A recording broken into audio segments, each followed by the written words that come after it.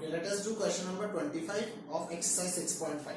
It says that show that the semi-vertical angle of the cone of maximum volume and of given slant height. Maximize क्या करना है हमें? Maximise करना है हमें वॉल्यूम को मैक्सिमाइज करना है और स्लांट हाइट गिवन है, इसका मतलब slant height is a constant. जो भी चीज गिवन होती है वो कांस्टेंट है, तो स्लांट हाइट इसकी गिवन है वो कांस्टेंट हो गया। ठीक है, कोण बना लेते हैं। सबसे पहले फिगर बनाएंगे तो हमारे पास सेमी वर्टिकल एंगल की बात कर रहे हैं। देखो वर्टिकल एंगल होता है कोण का, ये सेमी वर्टिकल एंगल मतलब हाफ ऑफ दिस, यानी कि ये this we are denoting it by alpha. Alpha is the semi vertical angle. This is obviously 90 degree. Then L, this is the slant height which is given to be a constant. Okay, so this is constant. This is height of the cone H and the radius is R. We need to show, what we need to prove? We need to prove that this alpha is equal to tan inverse root 2. हमें show करना है कि alpha is equal to tan inverse root 2. Let us see how to do this now. Maximize करना है volume को, तो अगर हम वॉल्यूम के फॉर्मूला से स्टार्ट करते हैं, वॉल्यूम ऑफ कोण हमें पता है क्या होता है 1/3 पाई आर स्क्वायर एच। यहाँ आर और एच दोनों के दोनों वेरिएबल्स है, अल्टीमेटली हमें कहीं ना कहीं से एल को लाना है। ठीक है, अब उसको लाने के लिए हमें रिलेशन पता है तीनों में क्या होता है, by Pythagoras theorem L square is equal to H square plus R square. ठीक है, this is by Pythagoras theorem. Now we can put the value of R square in this. Okay, let us calculate the value of r square from this. So this will be L square minus H square. This is first equation.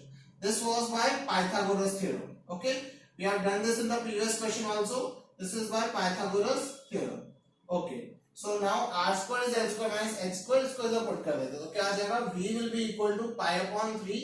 R square की value is L square minus H square into H. This is by first equation.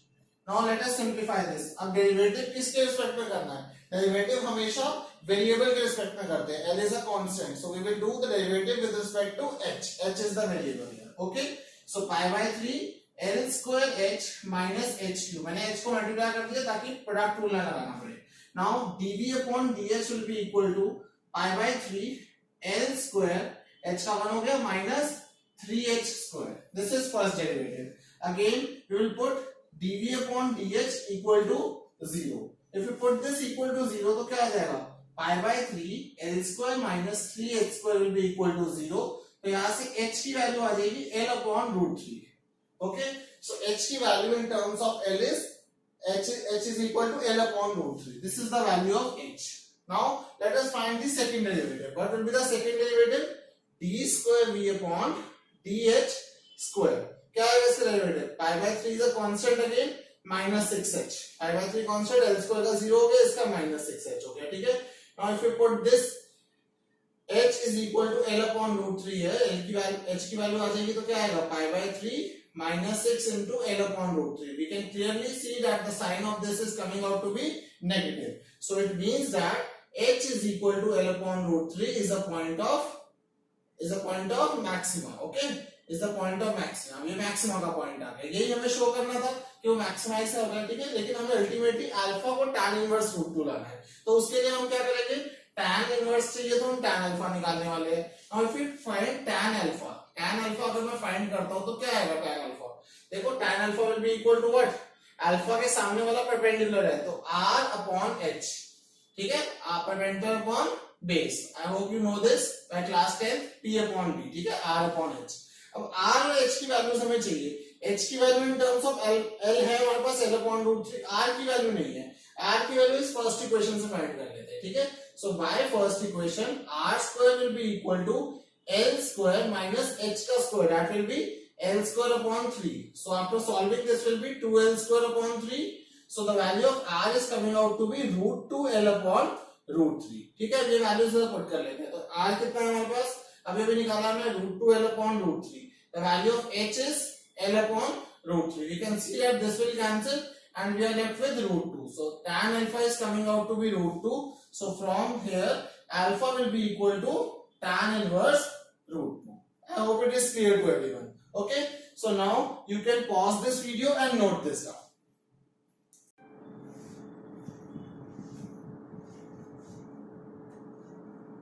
Let us do question number 26 of exercise 6.5 now.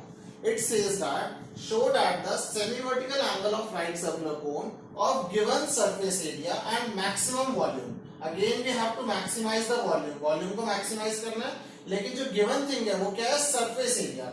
कोन का surface area जो है वो constant है, और जब surface area लिखा तो it means it will be total surface area. Curve surface area use नहीं करेंगे हम, ठीक है? Okay, let us draw the figure now. So this is the cone. Okay, so this is height h, slant height L, this is R, this is alpha. We need to show that, we need to prove that to prove alpha is equal to sine inverse 1 upon 3. This we need to show.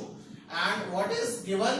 Given thing is S. So this is a constant. Surface area I am denoting by S because it is total surface area. Okay, it is not curved surface area. So what is the surface area of the cone? I hope you know this. This is pi r l. ये CS से हो गया और नीचे वाले circle का हो जाएगा pi r square. So this is the total surface area of cone. ठीक है? S is equal to pi r l plus pi r square. Now what we need to maximize or minimize? We have to maximize here volume. Again we have to maximize the volume. Volume is 1 by 3 pi r square h. Again we are having r and h two variables. We have to convert it into one single variable. अब वो करने के लिए what we can do, we can find the value of either what we can find from here. देखो r की value हम नहीं निकाल सकते because r में क्वाड्रेटिक इक्वेशन आ जाएगी, तो हम यहाँ पर क्या करेंगे? l की वैल्यू निकालेंगे. ऐसे l की वैल्यू क्या आएगी हमारे पास? s minus pi r square is equal to pi r l. So the value of l will be equal to s minus pi r square divided by pi r. This is the value of l. ठीक है? This will be used here. Okay, but right now we are not having L here. L तो इसमें आ नहीं रहा. This is first equation. L को लाने के लिए again पाइथागोरस थ्योरम तो क्या हो जाएगा? L square is equal to x square plus r square. तो यहाँ से अब हम L यहाँ से इंट्रोड्यूस कर सकते हैं. ठीक है? L square is equal to x square plus r square. तो इस इक्वेशन से हम h की वैल्यू निकाल लेते हैं. ठीक है? From here the value of h will be equal to L square minus r square का under root. Let us use this value here. So v will be equal to pi upon 3 h की r square is same. h की value कितनी है हमारे पास? Root of L square minus r square. L square minus r square. Okay. Now root हटाने के, this is by second equation. इसको second equation ले लो. And this is by second equation. Now in order to remove this root को हटाने के लिए क्या करेंगे? Squaring both sides. इसमें squaring कर लेंगे. तो क्या आएगा squaring both sides से? V square is equal to pi square upon 9 r is to power 4 into L square minus r square. Again we will put V square is equal to Z.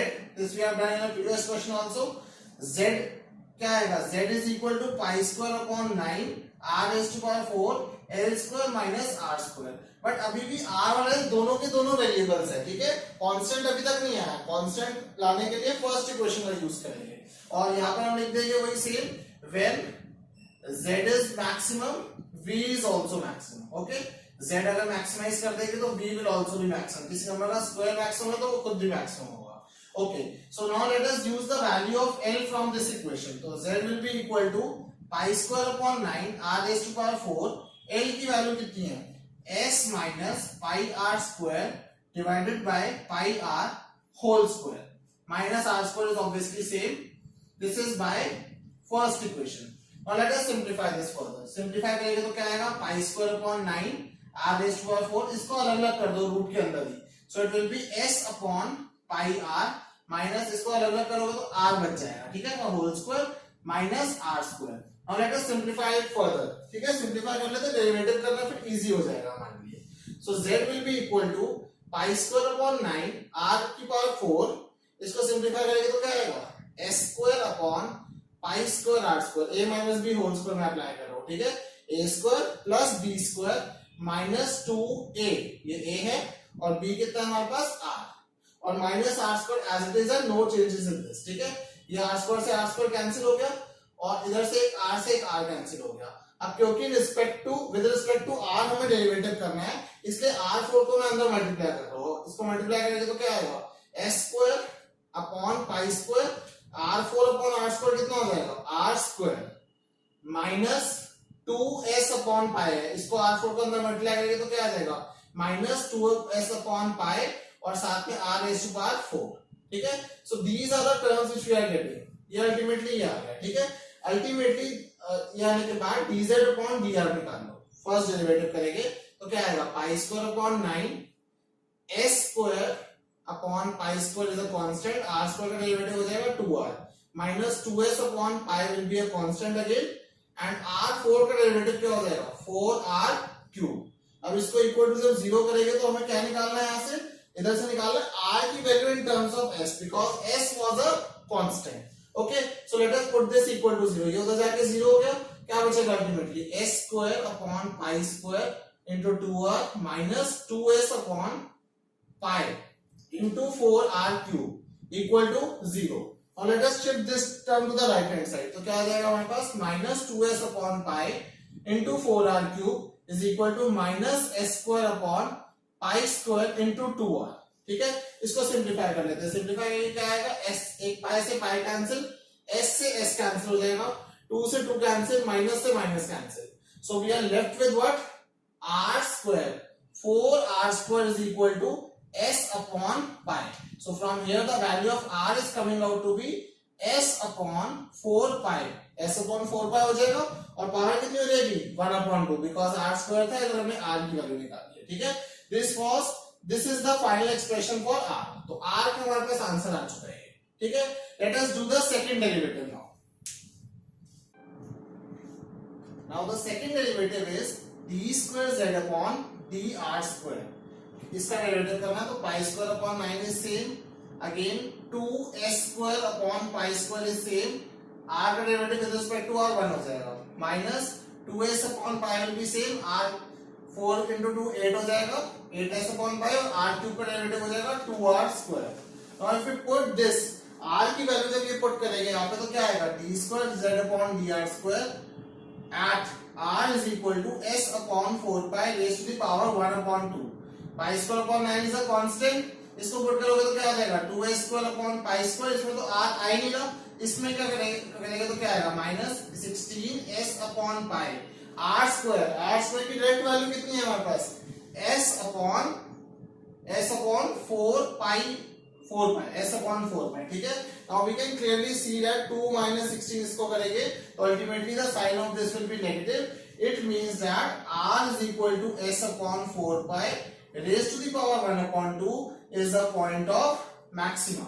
Less than 0 आ गया second derivative, it means it is a point of maxima. हमें maximise ही करना था, हमें volume को maximise करना था, but हमें alpha को क्या शो करना है sin इनवर्स 1/3. वो करने के लिए r कितना है, r स्क्वायर कितना है हमारे पास s upon 4 pi. So 4 pi r square is equal to s और s की वैल्यू फर्स्ट इक्वेशन, s की वैल्यू ओरिजिनली क्या थी हमारे पास, s की वैल्यू थी pi r l plus pi r square. Okay, और इफ वी सिंप्लीफाई दिस, इसको इधर शिफ्ट करोगे तो क्या आएगा 3 pi r square is equal to pi r l. pi will cancel, 1 r will cancel, so the value of l is coming out to be 3r. l की value हमारे पास 3r आ चुकी है. now if we find sin alpha here, sin alpha क्या होगा perpendicular upon hypotenuse, so this will be r upon l. this will be r upon l, r as it is, l कितना भी हमने निकाला है 3r, so this will cancel, it is 1/3. So from here alpha will be equal to sin inverse 1/3. यही हमें show करना था. ठीक है, इसमें हमें यही शो करना था कि alpha is equal to sin inverse 1/3. Okay, so now you can pause the video and note it down.